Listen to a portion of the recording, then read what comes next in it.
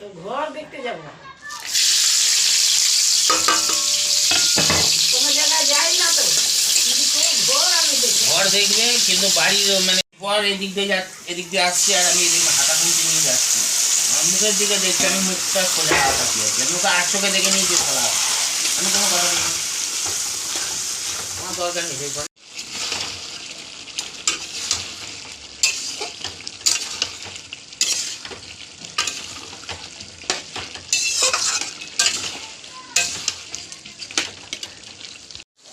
মাংসটা কষানো হয়ে গেল, এবার প্রেসার কুকারে দিয়ে সেদ্ধ করে নেব ভালো করে।